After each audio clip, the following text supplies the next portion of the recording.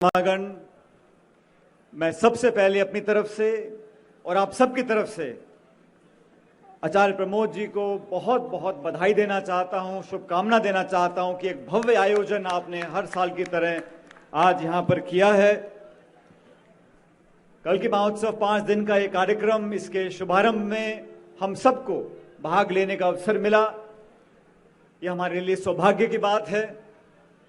और जैसा विभाकर जी ने, आदरणीय दिग्विजय सिंह जी ने बोला, और जैसा भी हम सब ने मिलकर जो संदेश यहां से लिया, मैं उसको रेखांकित करना चाहता हूं। साथियों, आदरणीय दोस्तों, नौजवान भाइयों,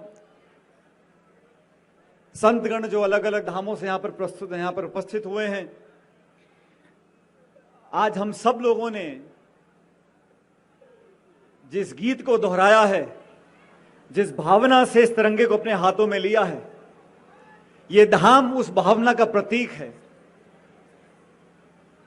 यहां के लोग, यहां के भक्तजन, यहां के सेवादार, यहां की मिट्टी इस बात को उजागर करती है कि इतने बड़े मुल्क में, इतने बड़े देश में नाना प्रकार की विचारधाराएं हैं, धर्म हैं, पृष्ठभूमियां हैं, जाति हैं, गोत्र हैं, भाषाएं हैं, लेकिन अंततः हम सब इस भारतीयता में पिरोए हुए फूल की माला हैं।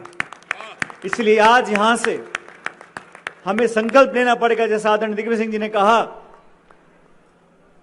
कि हम, धर्म हमारा है। परमपिता परमेश्वर ने किस कोख में मुझे जन्म दिया मेरे हाथ में नहीं है। मैं धरती में किस मुल्क में पैदा होऊंगा, हिंदुस्तान के किस राज्य, किस प्रांत में पैदा होऊंगा, मैं हिंदू बनूंगा, मुस्लिम बनूंगा, स्त्री होऊंगा, पुरुष होऊंगा, मेरे हाथ की बात नहीं है। ये ऊपर वाला तय करता है। लेकिन जब एक इंसान होश संभालता है,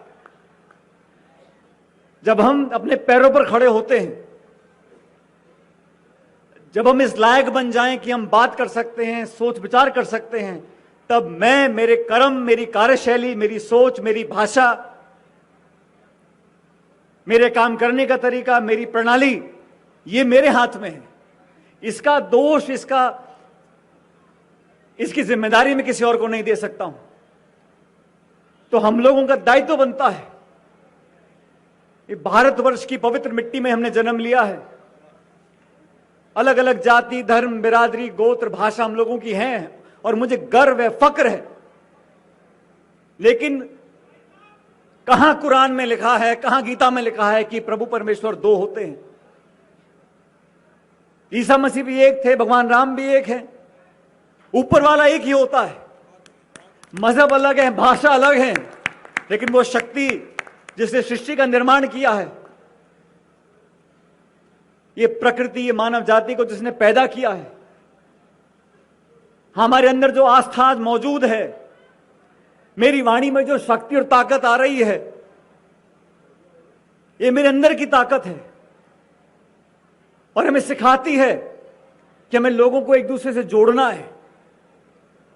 हम लोग जिस क्षेत्र में काम करते हैं, राजनीतिक क्षेत्र में चुनाव भी लड़ते हैं, भाषण भी देते हैं, विरोधियों की कमियां भी निकालते हैं, अपनी प्रशंसा भी करते हैं, पीठ भी थपथपाते हैं, लेकिन उस सब का उद्देश्य होता है कि हमें उस जगह तक पहुंचना है ताकि हम जनता की और अधिक सेवा कर सकें।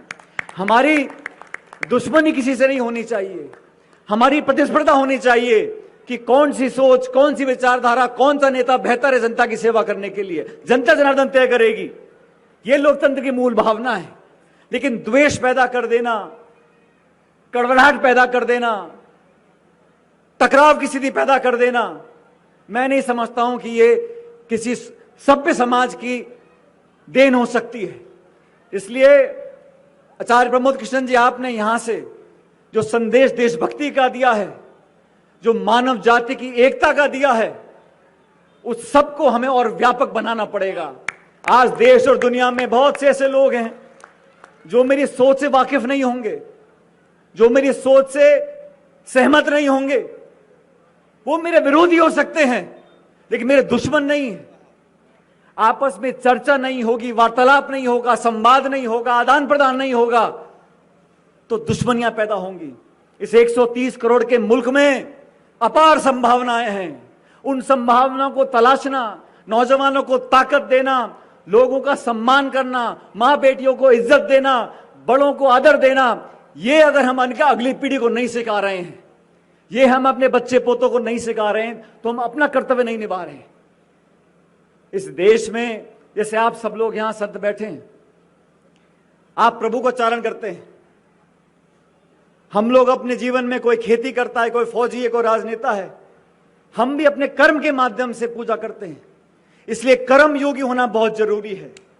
धर्म कोई भी हो, मानवता के लिए समर्पित, देश के लिए समर्पित, और इतने सारे झंडे इस देश में हैं, कोई पीला है, कोई नीला है, कोई लाल है, कोई गुलाबी है, कोई रंग का है, लेकिन सबसे बड़ा झंडा जिसके आगे सबको शीश झुकाना पड़ेगा वो हमारी भारत माता का तिरंगा झंडा है।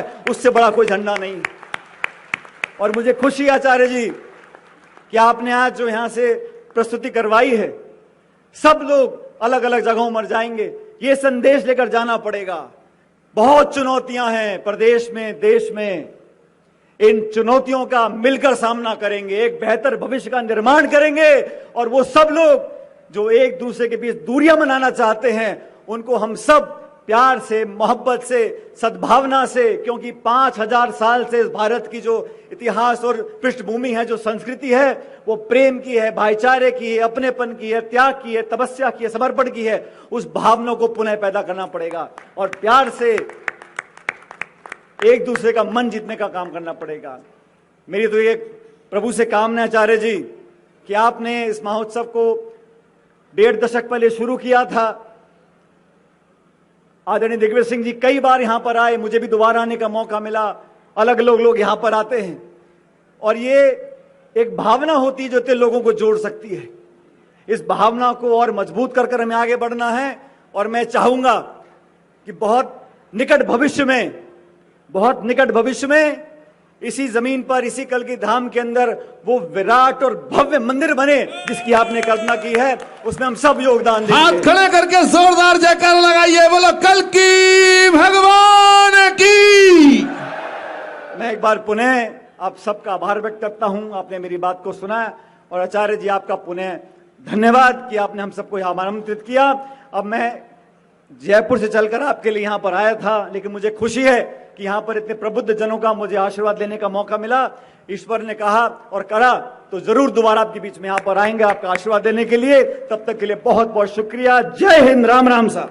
सचिन जी अभी ऊपर ही रहिएगा। सचिन पायलट जी ने आज श्री कल की धाम के निर्माण का जो ये उद्घोष किया है, मैं सभी संतों से चाहूंगा कि हाथ खड़े करके परमात्मा से प्रार्थना करके उनको शुभाशीष दें कि जब वो अगली बार आए तो राजस्थान के मुख्यमंत्री बनकर आए।